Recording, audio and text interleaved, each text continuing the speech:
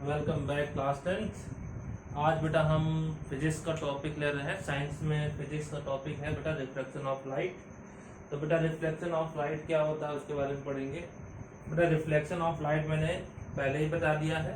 What is reflection of light? क्या था? Bounce back of the light in the same medium from the any surface. यानी कि अगर कोई लाइट किसी सरफेस से पढ़ के उसी मीडियम में वापस जाती है उसे रिफ्लेक्शन ऑफ लाइट बोलते हैं। लेकिन बेटा रिफ्लेक्शन ऑफ लाइट क्या है? तो रिफ्लेक्शन ऑफ लाइट किसी ट्रांसपेरेंट मीडियम से जब कोई भी light ray from one medium to another medium जाती है तो उस फिनोमिना को हम रिफ्लेक्शन ऑफ लाइट कहते हैं।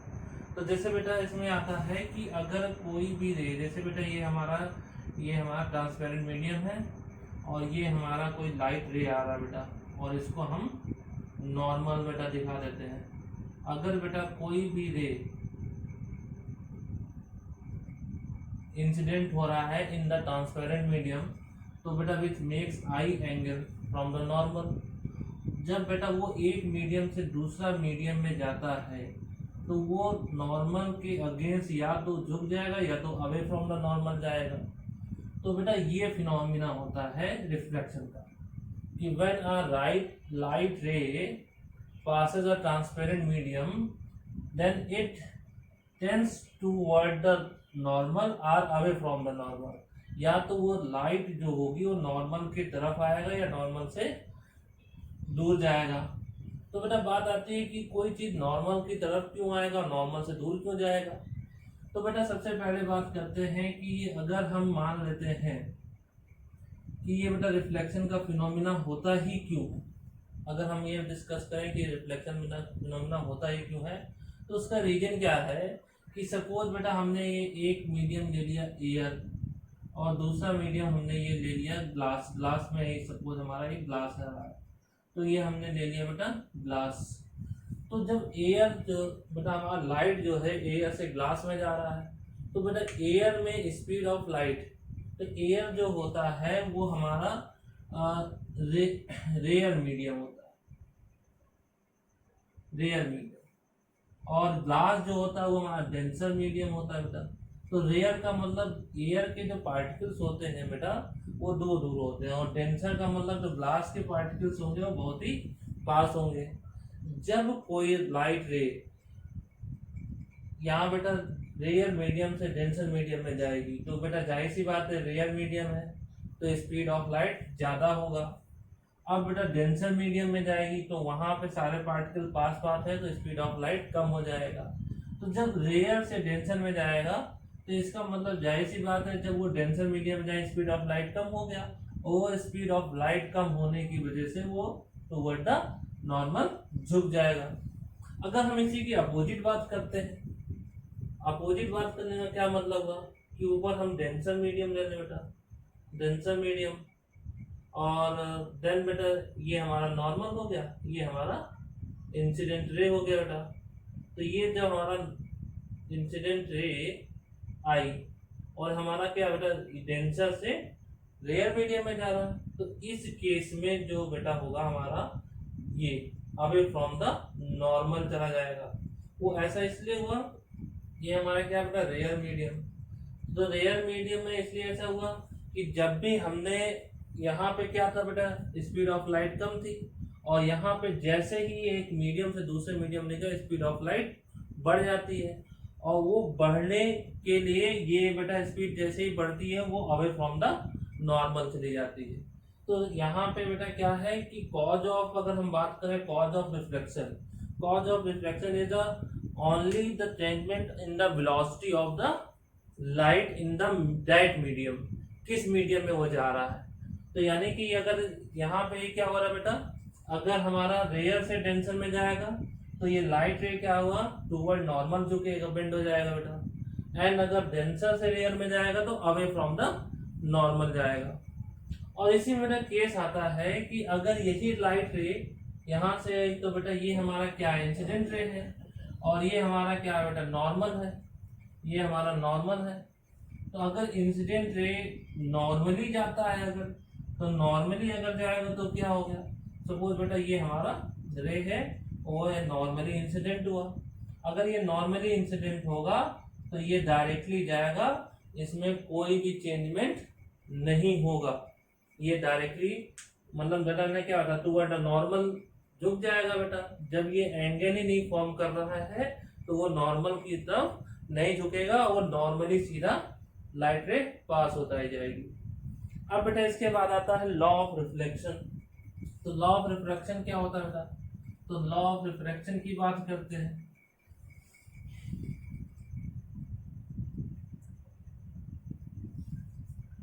तो लॉ ऑफ रिफ्रैक्शन में सबसे पहले बेटा लॉ ऑफ रिफ्रैक्शन।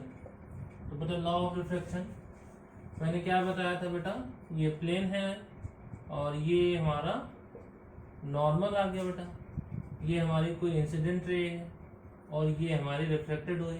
तो बेटा जब यहाँ वन मीडियम से दूसरे मीडियम में जा रहा है, तो सपोज हमने इसको रेयर मीडियम ले लिया, तो ये क्या हो गया बेटा, दूसरा हो गया डेंसर मीडियम। तो बेटा डेंसर मीडियम, रेयर मीडियम से डेंसर मीडियम में जा रहा, तो बेटा ये क्या हुआ, टूवर्ड नॉर्मल झुक जाएगा बेटा, बेंड हो जाएगा। और ये हमारा क्या बेटा, इसको इंसिडेंट रे बोलेंगे, इंसिडेंट रे। और ये हमारा क्या बेटा, रिफ्रैक्टेड रे, रिफ्रैक्टेड रे। अब बेटा ये इंसिडेंट हो गया, ये रिफ्लेक्टेड हो गया, और इसको क्या बोलते हैं बेटा, इंसिडेंट एंगल, इंसिडेंट एंगल। और ये हमारा क्या बेटा, रिफ्रैक्टेड एंगल। तो बेटा ये हमारा रिफ्लेक्शन का फिनोमेना है। और लॉ ऑफ रिफ्रैक्शन क्या होता है बेटा, तो बेटा क्या होता है, फर्स्ट लॉ ऑफ रिफ्रैक्शन। तो फर्स्ट लॉ ऑफ रिफ्रैक्शन क्या है बेटा, the incident ray and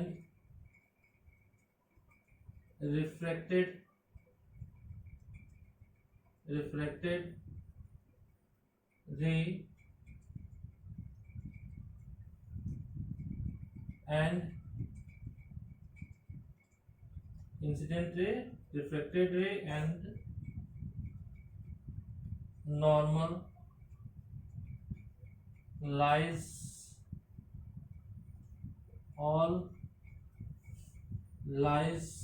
on the same plane।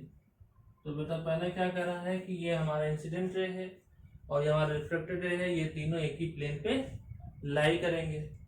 Then बेटा सेकंड लॉ ऑफ रिफ्लेक्शन क्या होता है बेटा, तो बेटा सेकंड लॉ ऑफ रिफ्रैक्शन, तो सेकंड लॉ ऑफ रिफ्रैक्शन को बेटा स्नेल्स लॉ भी बोलते हैं, स्नेल्स लॉ। ये क्या होता है बेटा, the ratio of sine of incident angle to sine of refracted angle is always constant, is always constant। This is बेटा I is the incident angle, इसको sin I ले लें, and R is the refracted angle, इसको R ले लें, it's called N।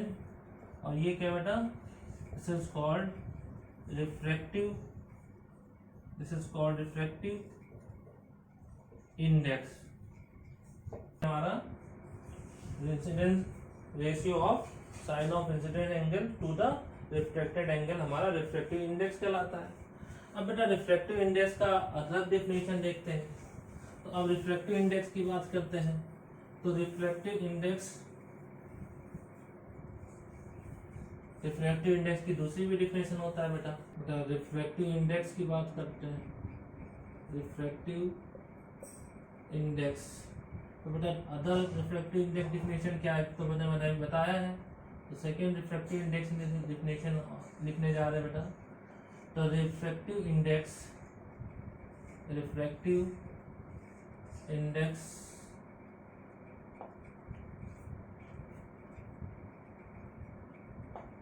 is also defined as ratio of speed of light in first medium to speed of light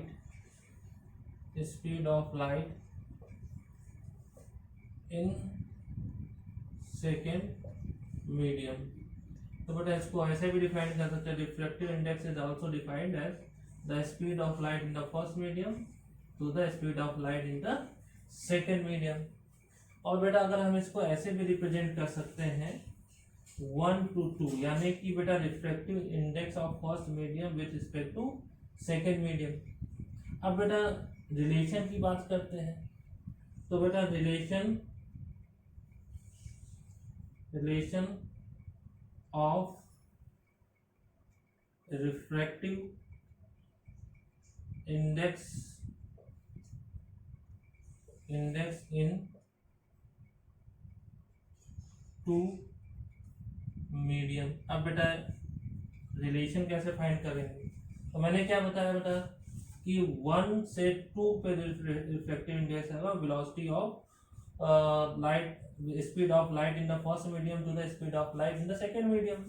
तो ये सही बेटा अगर हम कहें तो reflective index of second medium with respect to first medium, तो ये क्या हो जाएगा बेटा V2 अपॉन V1। इस इक्वेशन को फर्स्ट लेने और इस इक्वेशन को सेकेंड लेने बेटा, तो ये क्या हो गया, देन बेटा क्या हो गया from equation first and equation second. तो बेटा क्या लिखा 1 and 2, यानी कि reflective index of first medium with respect to second into second medium with respect to first. ये क्या बेटा इसकी वैल्यू क्या है V1 अपॉन V2 इनटू ये क्या है बेटा V2 अपॉन V1, ये दोनों कैंसिल आउट हो गए। तो ये क्या 1 and 2 into 2 and 1 equal to 1 आ गया। या फिर आप इसको ऐसे भी लिख सकते हो 1 and 2 equal to 1 upon 2 and 1। तो बेटा ये रिलेशन आ गया। तो अगर आपसे कोई पूछता है जैसे बेटा सपोज फर्स्ट मीडियम से सेकंड मीडियम के रिस्पेक्ट में गिवन है और आपको सेकंड से फर्स्ट में निकालना है, तो उसका 1 अपॉन कर लेंगे। जैसे बेटा अगर आपको गिवन है the reflective index of air with respect to glass is something and, और बेटा फाइंड करना है reflective index of glass to air, तो बेटा इसको आपस में एक्सचेंज कर ले। तो ग्लास टू एयर अगर फाइंड करना है तो उसका 1 अपॉन टाइम्स हो जाएगा। तो reflective index of glass to air equal to 1 upon air to glass. आप इस तरह से फॉर्मूले फॉर्म कर लेंगे। देन बेटा अब आता है कि मोर देन 2 मीडियम। तो मोर देन 2 मीडियम सपोज बेटा 3 मीडियम आ जाता है, तो क्या करेंगे, सपोज बेटा मैंने 3 मीडियम लेने जा रहे हैं। तो फर्स्ट मीडियम क्या है एयर, देन बेटा ग्लास एंड वाटर, 3 मीडियम ले लें। तो अब बेटा रिफ्लेक्टिव इंडेक्स की बात करते हैं। तो reflective index air to glass, तो ये मैंने क्या बताया velocity of speed of light in air to speed of light in glass. अब बेटा ग्लास से वाटर की बात करते हैं। तो ग्लास से वाटर की बात करें तो क्या हो जाएगा बेटा speed of reflective index of glass with respect to water. तो ये क्या हो जाएगा बेटा speed of light in glass to speed of light in water. ये बेटा हमारा इक्वेशन फर्स्ट आ गया, ये हमारा इक्वेशन सेकेंड आ गया। अब इन दोनों का अगर हम प्रोडक्ट करते हैं तो क्या मिलेगा, तो बेटा a and g into g and डब्ल्यू equal to v a upon v g into speed in glass upon speed in water. तो बेटा ये दोनों कैंसिल आउट हो गया। तो इसको क्या लिख सकते हैं reflective index of air with respect to glass and reflective index of glass with respect to water is equal to v, यानी speed of light in air and with speed of light in water. तो बेटा ये क्या हो गया, air से directly किसके respect में गया, वाटर के रिस्पेक्ट में गया। तो इसको हम ऐसे भी लिख सकते हैं, glass to water equal to refractive index of air to water. तो बेटा देखो यहाँ पे हमारा बीच में एक ग्लास मीडियम आ रहा था, तो अगर बीच में एक कॉमन मीडियम आ रहा है तो आप डायरेक्टली फर्स्ट टू उनका प्रोडक्ट कर लेंगे, तो उनके रिफ्रैक्टिव इंडेक्स का प्रोडक्ट डायरेक्टली आपको उनका रिलेटिव रिफ्रैक्टिव इंडेक्स प्रोवाइड कर देगा। अब बेटा न्यूमेरिकल देखते हैं इसके रिफ्रैक्टिव इंडेक्स। इफ द बेटा गिवन है, if the refractive index of air with respect to water is 1.33, then what will be the refractive index of water with respect to air। बेटा अभी एयर टू वाटर गिवन है, हमें water to air find करना है। तो मैंने अभी relation बताया था, तो रिलेशन क्या है बताया था, फर्स्ट क्वेश्चन के लिए रिलेशन बताया था, refractive index of air to water equal to 1 upon water to air, या फिर इसको एक्सचेंज कर लें, refractive index water to air equal to 1 upon air to water. बेटा ये गिवन है, तो ये क्या 1.33।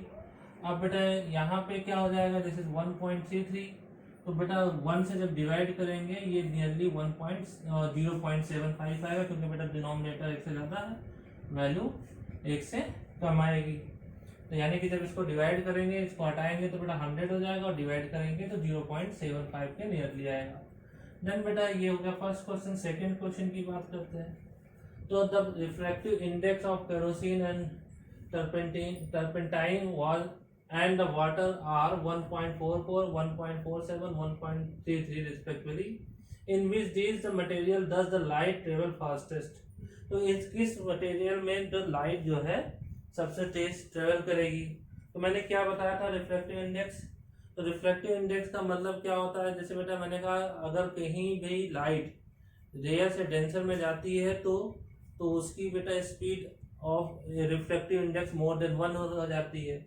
और जैसे यहाँ डाल दो बेटा एयर टू वाटर जा रहा है, तो एयर टू वाटर जो क्वेश्चन में गिवन है इससे ही आपको पता चल जाएगा, एयर टू वाटर क्वेश्चन में दिया है 1.33, यानी कि बेटा रेयर टू डेंसर मीडियम, तो रेयर टू डेंसर मीडियम में जा रहा है, तो यानी कि 1.33 हो गया, यानी कि स्पीड ऑफ जो बेटा रिफ्रैक्टिव इंडेक्स होगा वो मोर देन 1 होगा। लेकिन डेंसर टू रेयर जाएगा तो बेटा 1 से छोटा हो जाएगा। तो सेम थिंग, यानी कि जो रेयर मीडियम है, यानी कि जो सबसे रेयर मीडियम होगा तो उसमें स्पीड ऑफ लाइट सबसे ज्यादा होगा और उसका रिफ्रैक्टिव इंडेक्स सबसे कम होगा। तो यहाँ देखो बेटा 3 ये 1.44, 1.47 एंड 1.33। तो लिखेंगे here the refractive index of kerosene and turpentine and the water is 1.44, are 1.44, 1.47 and 1.33 respectively, and in which the water has the lowest refractive index। इनमें से जो वाटर के पास जो है लोएस्ट रिफ्रैक्टिव इंडेक्स है, so the light travels fastest in water because water has the lowest refractive index, यानी कि water के पास लोएस्ट रिफ्रैक्टिव इंडेक्स है। अब बेटा यहाँ पे क्या करते हैं, तो बेटा क्या थर्ड क्वेश्चन देखते हैं, a beam of light passes from air into the substance x, तो यानी बेटा एयर से सब्सटेंस एक्स में जा रही है। If the angle of incidence, बेटा एंगल ऑफ इंसिडेंस को क्या बोलते हैं, सेकंड क्वेश्चन हो गया बेटा, तो एंगल ऑफ इंसिडेंस आई बेटा 72 डिग्री हो गया, एंड एंगल ऑफ रिफ्लेक्शन यानी बेटा आर हो गया 40 डिग्री। तो कैलकुलेट द रिफ्रैक्टिव इंडेक्स, तो बेटा कैलकुलेट करना है रिफ्रैक्टिव इंडेक्स। तो बेटा जब इसमें मैंने क्या बताया था from Snell's law, refractive index is defined as the ratio of sine of incidence angle to sine of reflected angle. तो बेटा ये क्या हो जाएगा, इसको ऐसे भी लिख सकते हैं, तो आई क्या है 72 डिग्री एंड बेटा साइन 40। तो ये बेटा ऐसे क्वेश्चन में हमेशा वैल्यू गिवन होगी आपको। तो यहाँ बेटा एंड क्या हो गया बेटा 0.951, और ये क्या बेटा आ गया 0.642, तो इसकी वैल्यू आएगी 0. नो बेटा, पॉइंट से पॉइंट हट जाएगा, तो बेटा ये क्या हुआ 951 को बेटा 642 से डिवाइड करेंगे, तो ये तो 1 टाइम जाएगा, 642 हो जाएगा। देन ये क्या हो गया 3, बेटा यहाँ से सब्ट्रैक्ट करते हैं, तो ये क्या 11 में से 2 गया तो 9 बचा, यहाँ बचा 0 बचा, और ये बचा यहाँ पे 3। देन बेटा यहाँ पे क्या पॉइंट लगाएंगे, 0 बढ़ा देंगे, तो बेटा ये क्या हुआ 6 4 जाएगा, तो 4 बार ले जाएंगे, 4 2 8 हो गया, और 4 4 16, देन 1 कैरी आया बेटा, 4 6 24, और 1 25 आ गया बेटा। अब इसको सब्ट्रैक्ट करेंगे तो ये क्या हो जाएगा 2, और ये बचा हमारा 8 में से 6 गया 2, देन ये बेटा 10 में से 5 गया 5, ये 0 बढ़ा देंगे।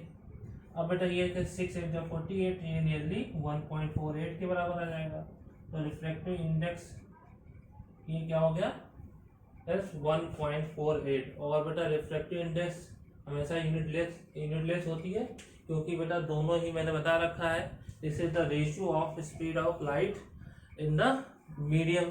तो speed of light upon speed of light, वहाँ कोई भी यूनिट नहीं होती रिफ्रैक्टिव इंडेक्स की। Refraction in parallel glass slab, तो बेटा ये हम लेट कर लेते हैं, हमारा कोई एक ग्लास स्लैब है, और ये हमारा बेटा नॉर्मल।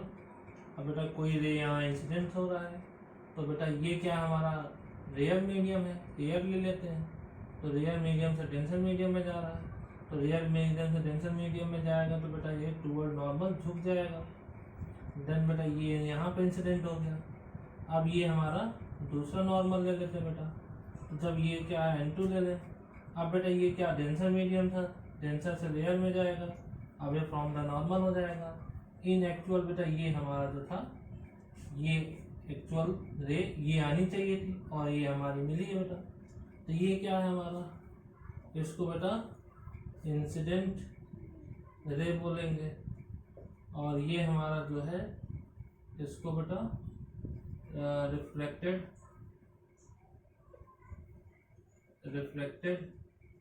रे बोलेंगे। देन ये जो होता है बेटा, इसको हम इमर्जेंट रे, और बेटा इसकी वजह से जो एंगल बनता है ये, इसको हम इमर्जेंट एंगल बोलते हैं। और ये जो हमारा है बेटा लेटरल डिस्टेंस, ये दोनों के पाथ है, कितना डिफरेंस आ गया। देन ये हमारा हो गया बेटा reflection in the parallel glass slab.